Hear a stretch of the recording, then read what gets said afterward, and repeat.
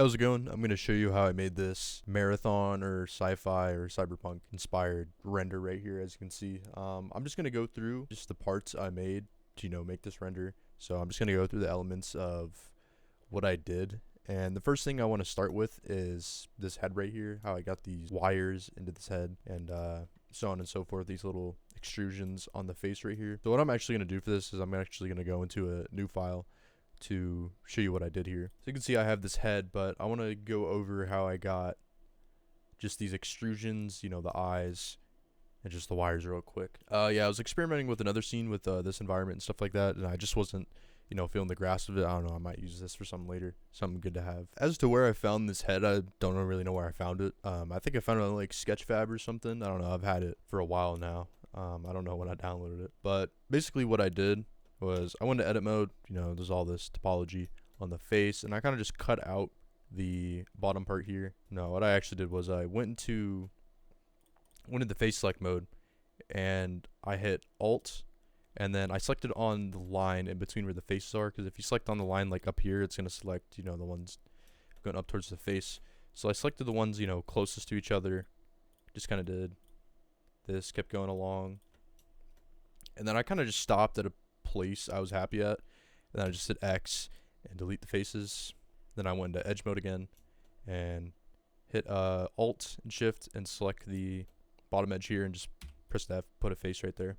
Okay, then for the top of the head, what I did to kind of get this, clean cut shape on the top was I brought in a cube, scaled it up on the Shift Z to kind of give it this flat look. Actually turn on screencast keys real quick. I did something like this, and then if you don't have this add-on, there's actually this nice boolean add-on you can get. You just go to your edit preferences, get extensions. I'm using Blender 5.1, then I just typed in boolean, and you can install this thing called bool tool, and you get all these cool boolean hotkeys you can basically use. So I have mine defaulted, or I remember I switched mine to, I think it was Control Alt V, but let me find the, type in boolean. You see you have all these new boolean, things you could use, and I put mine to on boolean difference. I put mine to Control Alt V. I don't know what the default is, but I don't have a 100% keyboard, so I just kind of made up my own keybind. So what you do is select the head, and then I selected this cube, hit Control Alt V, or I think it's the other way around. Control Alt V, yeah, and you get this clean cut on the head. And the cool thing about this is you can take this shape that's already cut into the, the head. Let's say I want to select the top face, and I can bring it up. It cuts that little margin out on the top of the head there. Then I went to my modifiers here, went on the head, and I just applied it, so I can get rid of this essentially. And then once I had the, the boolean shape, applied, I took this face and I just deleted it. And then I went back into edge mode, and then I Alt Shift on the outermost edge on the top. And then I hit E, S, Shift Z to scale on the X and Y axis, so you get this nice circular shape that's going in. I don't know, I'd say about there's pretty good. And then I hit E, Z to extrude down. And then on this edge that's still selected, at F to put a face basically in the, like there's going to be something holding in here. So yeah, it's kind of rough, so I just did shade auto smooth. You can add a subdivision surface modifier if you want. I didn't find I needed it. And then let's say if I want to, take this face more down, I'm like, I don't like it. I can go back here, go to the face mode, and then just press G and then Z to, bring it down more. And then for this top of the head, like there was a little like brain in there. All I did was I went to mesh, added a UV sphere, brought it up like this. And then I went to the top down view. I just use Alt for mine. Bring it more in the middle here. And then I scaled it on the X to kind of match that, the length of the head, and then scaled it on the Y to kind of give it this cranium type shape, as you can see. And scale it on the Z to give it more, 3D depth. And then I kind of just fit it into the head like this. It's not perfect, but, kind of works. So yeah, just kind of have it fit the perimeter, inside the perimeter of this head here. And then I did some funky stuff with the boolean again. I added a cube, brought it up here, made it a bit skinny. And I kind of just brought it in towards the middle of the circle, or the cranium. I guess you could say. So I kind of just lined it up in the center, and then I did the same thing essentially. Was I took the shape, took this, Control V, you know, you get this little cut in the brain like this, and then as you can see, there's also kind of like a little like cage around the sphere like this. All I did to get that was I just duplicated this Shift-D, and then I went into, took this Boolean modifier off, went to modifiers and typed in wireframe. And as you can see now, you know, this wireframe cage that's kind of around the head. So that's what I kind of did with that, you know, give it kind of a, you know, cool, I think it kind of fit the, you know, the sci-fi, cyberpunk, marathon type look. That's what I did for that. And then to get these cool, like, extrusions along the face or whatever to kind of cut out the panels, what I did here for this was I went into face select mode, and then I just selected, like, hit Alt and Shift, and then just selected some random, you know, face like this. As you can see, I know this topology is pretty, it's meshed very nicely on this face. So it automatically kind of takes these lines on the faces. And all I did was I hit E and S to kind of extrude it into the face like this. So as you can see, there is this nice, you know, cutout on the face. This model nicely came with eyes, but I didn't really, you know, use them. I actually kind of used different eyes. Let me go to my asset library here.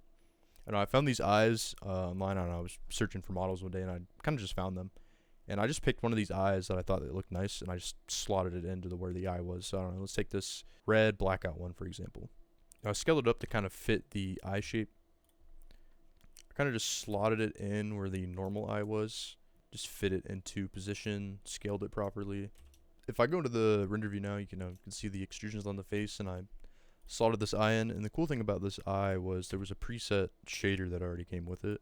It's nicely set up. So what I did was I just, you know, turned it up, and I made the color yellow. I don't think this was the exact eye I used, but I mean, it's kind of close. And you can mess with these sliders, so on and so forth, to get the, you know, the look you want. And then for the second eye, I did the same thing that was on, you know, the cranium up here. Was I literally just added a wireframe to it because I thought it would look kind of cool. See, there's a, you know, it makes this eye wireframe, and it looks kind of sick, I'm not gonna lie. And then all I did was I just made it black. And then for the shader on the head, I think I just turned the roughness down, and I added just a simple noise texture to give it, you know, just a little bit of some more, you know, character. But I kind of just left the shader like literally like this. I thought it just looked nice and clean, so I just, you know, kept it as it was. And then next, I'm actually going to move on to the wires. I'm going to show you how I made these wires essentially. So as it goes into the, you know, the head, and they go up into the sky. So we're going to get on these next, and then we're going to plug them into the head. All right, to remake these wires, I honestly had to relearn the process again on making these, but I'm just going to link these down below in a pack. I'm just going to link a bunch of these assets I use basically in this render in a pack.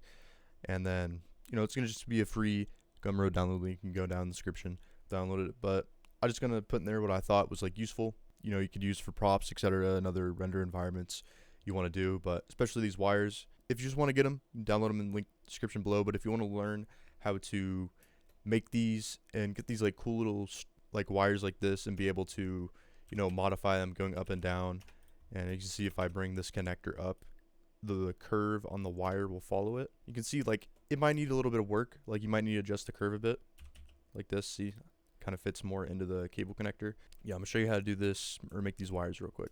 First thing I'm gonna do is I'm gonna add a cube and then scale it down on the Z axis, like about there is pretty good. And then I'm gonna go into edit mode, go into the face select mode, select this face, hit ES to extrude it, so you get this face that the wires are gonna go into. And then I'm gonna hit E again, G, actually no, what am I doing? EX to move backwards, just like this. And then if you want to keep moving it, let's say you already did your extrusion, you can hit G and X to just keep moving it. And then I'm gonna right click, subdivide, and then I'm gonna hit I, move, and then I again to give it another inset face. So I'd say somewhere about there is pretty good. And then I'm gonna take these faces, and then I'm going to poke them. You'll see why in a sec. And then after I poke them, I'm going to go into vertice mode, and then I'm going to select each one of these vertices on the center here, and then just hit Shift-D. Shift-D, right click, so it stays in the same place. And then I'm going to go to face select mode, and then just dissolve all these faces essentially.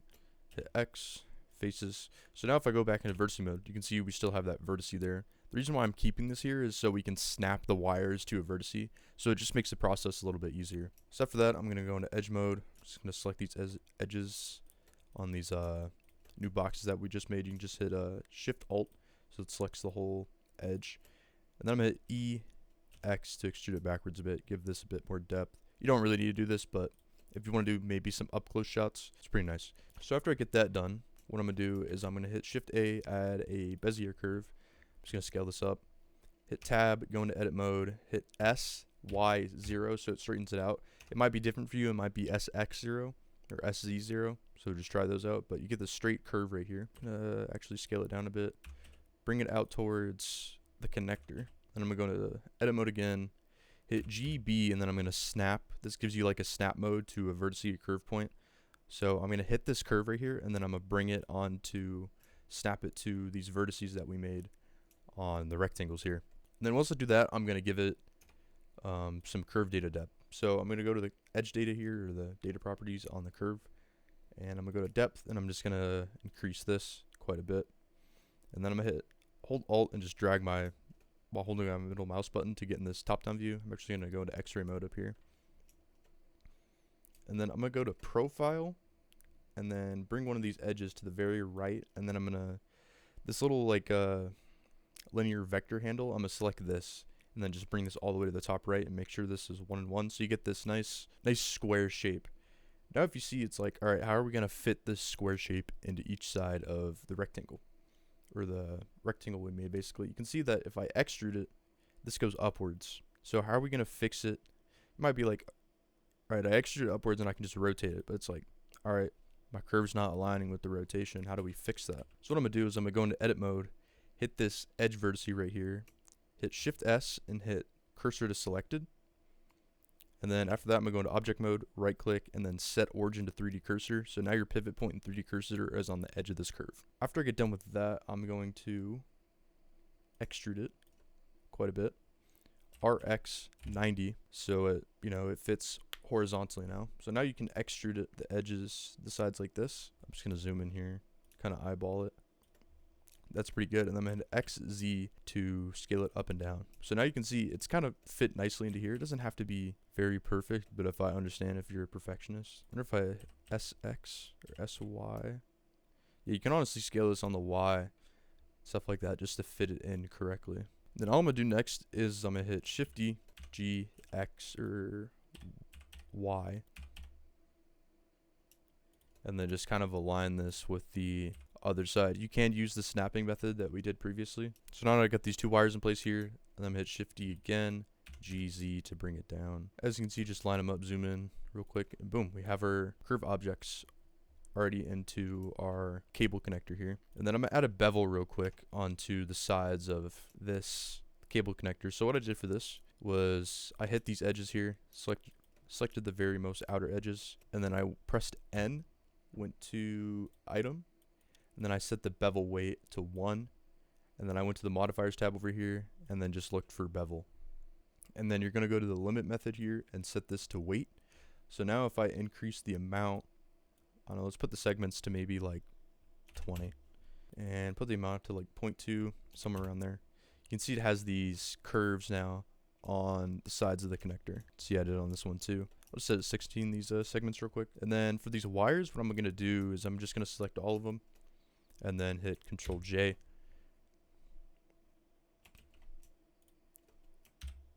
So now if I go into edit mode, all the wires they're under the same basically curve object, but the reason why we're going to join them is because we're going to make a hook object on this connector here, so we can move this up and down and the curve object will essentially follow. So I'm just going to duplicate this by hitting Shift D, RZ 180 to flip it all the way around, GX to bring it out this way. I'm just going to line it up to the edge of the curve on this side.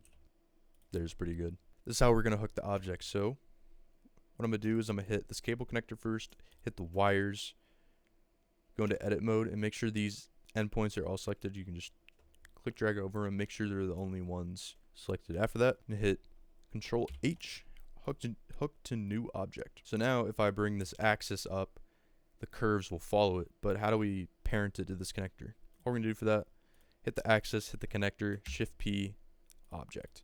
So now if we bring this cable connector up and down, the curves will follow it essentially. And you're just gonna do the same thing for the other side. So the connector, hit the wires, deselect these parts, this part of the cable over here, Select these points, Control H, hook to new object. Select the axis, the connector, object. So now, if we bring these connectors up and bring them down, you can see that the curves follow them. And the way to adjust the curve length is actually, I'm going to show you a little tip. So if I hit these curves, you can see I have these hook objects in the modifier. You just got to hit these edit mode on the modifiers essentially. So now if I go into edit mode, you can see the curve stay still. And if I have it off and I hit tab, it brings it back to its default native location. But yeah, you're going to have to eyeball this some of the time. For some of that, before you actually start moving it around, what you should do is just add a subdivision in here. You can press A, select all your points, subdivision. And now you have new curve points to go off of. To make it more crisp and clean, as you can see, if I take one of the cable connectors and bring them up, you kind of see it's like, you can kind of tell that the mesh is not correct. It's kind of, you know, choppy and blocky. How I got to fix that was clicked on the curve, went to edge data, and I just put the resolution preview up to 64 and the resolution all the way up to 32. So now you kind of get these clean wires and so on and so forth. And then if you want to texture them, and then I just added a basic, you know, noise texture. I kept the base color white, but I would add a little noise texture on this just to give it a little bit more, you know, detail. Or you can add a roughness texture as well from like a metal texture or like a rock texture. It's up to you. And then I literally just made these black as well. And then to get to the wires like to stick onto the head, I'm going to show you how to do that. And then I'm going to bring the head in. And to start connecting the wires to the head, what I did was I clicked on the head object here, went to edit mode, and I selected this outermost edge right here. Hit Shift D, right click, and then I did P selection. So now we got our own circle that we can snap to on the head. And then I went to edit mode again, hit a X, and then I just put a limited dissolve. So it kind of narrows down the vertice points a bit. Then for this, I actually hid the head and then just brought this down. And then what I'm essentially just going to do is I'm going to snap this endpoint, or the endpoint of one of these connectors onto one of these vertices. So to do that, first of all, what we need to do is add a vertice point in the middle of this wire connector here. So we're just going to do the same poke faces technique I did before. So I'm going to go to face, poke faces, and then I'm going to go to vertice mode, hit the center vertice, Shift D, and then I'm just going to delete all these, hit the edge, and then hit F to add a new face. So now if we go into vertice mode, you can see that there's a vertice in the middle of this connector here. So I'm going to select all these wires, and then I'm going to hit G, B, so it selects the middle vertices of this. And you can see I can move around the whole wire connector now. And then I'm just going to snap it to one of these vertices, as you can see now. And then I'm going to have one on this side of the head. I think I did like 8 connectors going into the head. Did one on the front and one on the back, and then 3 on each side. So duplicate this, just 180 it real quick. And same thing here. Just going to hit G. I'm going to hit GB, and then snap it to the nearest vertice. And then to get them aligned with rotation into the head, select all these and make sure this is the last selected object, the connector closest to the head. And then I'm going to go up here and then do active element. So when I rotate it, it's going to rotate along the connector of the origin point it's actually set to. Before I do that, I'm actually going to set the origin point on the vertice right here. Hit Shift S, cursor to selected, go back into here, set origin to 3D cursor. So now if I move it, it's going to move from this endpoint right here. Select all these, Shift D to duplicate it. I don't know, we'll give it like a 45-degree angle, Z 35. And then same thing, GB, and then it's basically just rinse and repeat this process until you get all the wires connected onto this edge here. And then for the front of this one, there isn't really a vertice point to snap to, so I kind of just eyeballed it and put it on the, you know, just the front of the head. I just made sure it was kind of aligned with this y-axis here.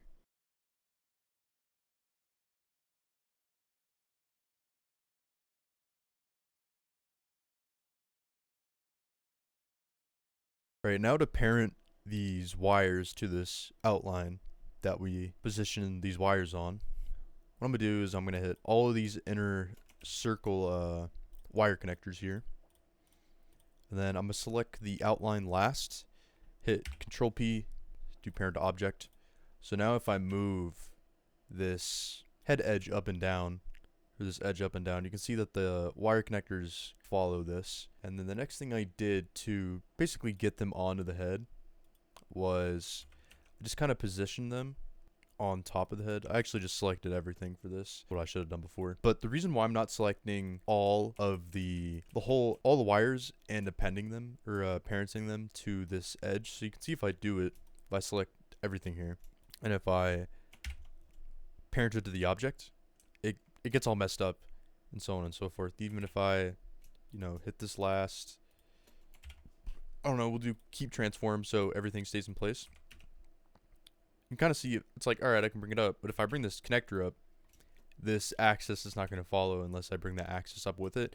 And I just found it more of a headache to select the connector and the axis at the same time and move them up. So what I actually should have done first is I should select everything like this, and then we'll put back in the head, just bring this up. So what I'm going to do here is I'm going to have basically all the wires kind of going into the head. I would say this is pretty good. You can kind of see this one's on the edge, so what I'm going to do is I'm just going to scale it inward a bit. I'm just going to make sure everything's selected and scale it in just a bit so each of the wires are like connecting into the head. And the next thing I'm going to do, we're going to do that Boolean technique again. So I'm going to select each one of these inner connectors here, and then I'm going to hit Alt D to duplicate everything, but it instance it, and then I'm going to go to individual points and scale up. So it scales each individual one on the same, scale basically, and it's not to the median point of like the 3D cursor. So it scales it up on its own geometry point here. So I'm just going to scale it up like this. I'd say this is pretty good. And then I'm going to select the head. I'm going to do that Boolean difference again. So mine is Control Alt V. So what this does is you can see it puts a little like indent in the head, like it looks like the wires are, connecting into like a port, for example. Alright, this is a quick add-in, but I forgot to mention this part. To make all of this move as one, you can hit Shift A and then add a cube, an empty cube. Scale this up, and then select everything here. And then select the cube last, or the empty, Control P, and then object, keep transform. So now when you move the head around, or this cube around, it'll move the head and the wires around. I'd recommend doing this before you move these connectors up. So it's a little add-in wanted to put in. So that's how I got this head technique. And if you want to move the wires up, all you do is I'm going to select all these outer cables here, all these outer connectors, and I'm just going to bring these up like this. Rotate them. You might have to rotate them individually, I'm not going to lie. Yeah, that's how I essentially got this. This is how I essentially put these wires in this head. So it looks like, I don't know, it's like an AI head or something like that, some sci-fi head. So, and then what I'm going to get onto next is the environment. The environment wasn't really that complicated, I'm not going to lie. The only complicated part was the vector I used. So let me actually pull that up. I just made this vector in Illustrator and I just exported it as a PNG. The reason why I like to make my stuff in Illustrator, it's just because you get these clean lines and you can vectorize it, which means like even as far as you zoom in, you get this doesn't get rasterized. It's a vector, so it's playing off like math and stuff. So as far as like you zoom in, this curve is going to stay, just like this. It's not going to be pixelated. And also you can use this for motion graphics as well if you want, but I exported it as a PNG just for Blender. So I'm going to show you how I used that PNG real quick in this project file. So alright, so the things I'm going to go over in the environment are the vector I used, this little ceiling, and just the overall props and walls and things like that. First thing I'm going to get started with is just the walls. So I just took a cube, I just scaled it up, went to edit mode, moved it to the left in edit mode, and I went to the modifiers over here and typed in the mirror modifier, and then I just brought it up, this top face up on the Z. So the mirror modifier is if you move something in edit mode to certain location. So in this case I'm just moving it on the x-axis, and I put a mirror modifier on the x-axis. It's going to put an absolute perfect parallel on the other side of the x-axis. So that's what I did for this. To get these little like extrusions or pillars type of things, what I did for that was I hit Control R, add a bunch of loop cuts like this, Control B to bevel, and I hit ES to scale in like this. So that's what I did for these little pillars, and then I just put another big cube for the wall and stuff like that. And then for the material, I think I just put a noise texture on Same thing, yeah. Just put a noise texture on and then a little bit of ambient occlusion. Then next I'll get into how I did these little vector things on the side like this. So in Illustrator I made the vector, and what I did to do that, to import it in, was I added a image mesh plane, selected the vector I was using, so it was this one, and then as you can see in a material view, it brings in the vector. Now it's not going to have a material on it by default, but what I did for this was I just put the image texture in, put it into the base color, and then I put it into I just put the image into a base color, and then I put the alpha into a mix color with screen on and a very little factor, and then I just put the color to yellow and plug this into the alpha. I'm just gonna have it on 0.5 and see if I bring it up, you can see it gives this, it takes more of the alpha back, so that's why I put it on 0.5. And the look I was going for was these marathon caution stripe things that you kind of see in the game, so that's what the look I was going for. And then I just plugged the color of this into another mixed color node that went into the color of the emission, and I just put the color to yellow again. And as far to get them to animate, what I did was to the mapping node, added a mapping node to it with the node wrangler add-on, and I did a hashtag frame /2000, so this just gives it a little animation. If I can bring the playhead up, so you can see when I go forward in the timeline, this will just go across the X location and it just kind of loops in and out. Then as far as the floor, the material I did for that, I took the UV map of the cube, just this singular face here. I just scaled this up on, I just cube projected it and scaled it up on the UV map to match the floor essentially. Shown up in the UV map was I just scaled this up on this part of the texture and just fitted it in the middle.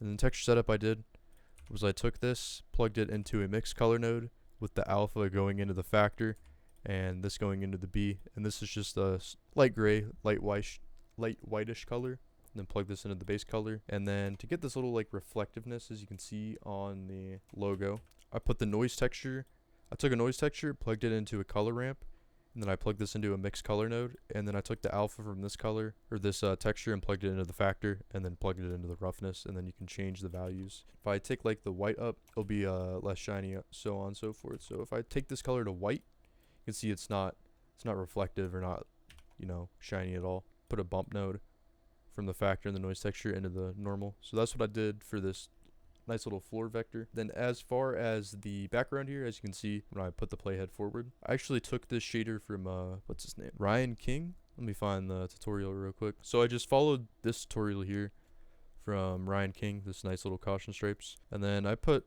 my own little variation on it. Was, we go into the node group here, was for the color I put in this mixed color node that has the black and yellow, plug this into the color, and then to get these little keyframes here again as it moves along the timeline like this, there's a stripe offset, so this will just like move it. And I did the same thing I did with these little vectors on the side, was I just did a hashtag frame /500. And I forgot to mention on the vectors here, I did put an array modifier on as well. And then next for this code ceiling, as you can see here, this was honestly really cool what I did. So I followed this tutorial from Max Hay. It was this hologram tutorial, this video right here, and I kind of just put my own spin on it.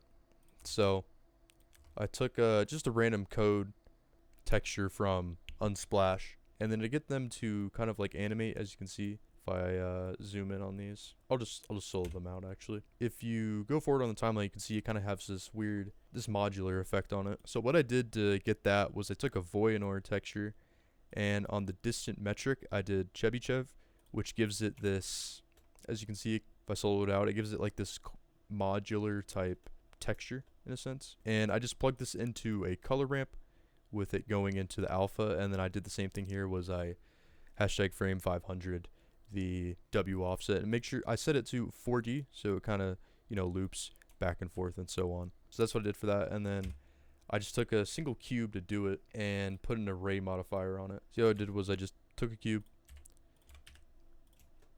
and I put 2 array modifiers on it. So this one goes out this way, another array, and 0 this out, so we go this way, and then you can just up the count. So that's what I basically did to this, and then I just applied them at the end. And then you can't really see these in the render, these are other props, but I added these pipes in here. I did these little pipes, you can't really see them in the render, but I wanted some other stuff in there kind of in the foreground.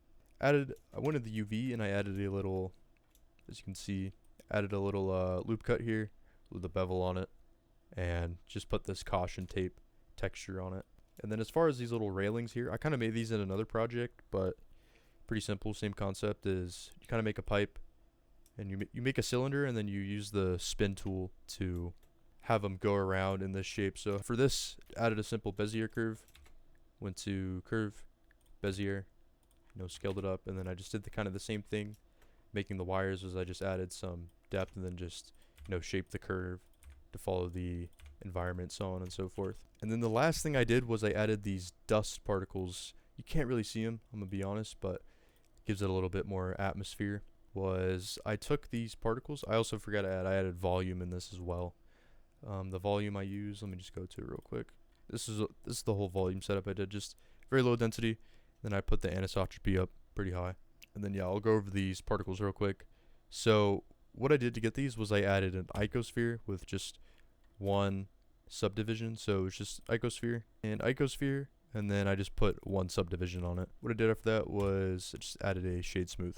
And this shader setup I used for this icosphere was just a prismable BSDF, a translucent BSDF, plug this into an add shader, and then I made a transparent BSDF, and then plugged these both into a mix shader into the material output. And then as far as the particle settings, I did an emitter.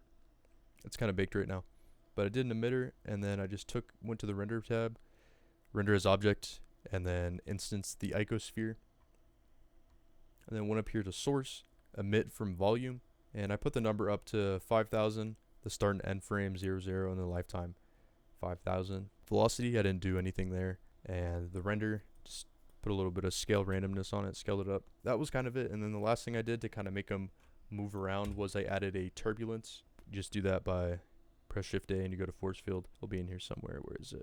Turbulence. Yeah, it's right here. To make them, move around and stuff like that. And then I just baked it. It doesn't clog up the viewport that much. But that was essentially what I did for this whole render scene. I did experiment with a bunch of other environments, but I found this one just to be kind of the best and simplest one. But yeah, that is basically the rundown of this render. I'll link some of the objects I used and a blend file. I'll just have a Gumroad link to it down below. It'll just be free. But yeah, I'll link like the wires I was talking about and the Capri vector. But other than that, if this helped you, have a good one.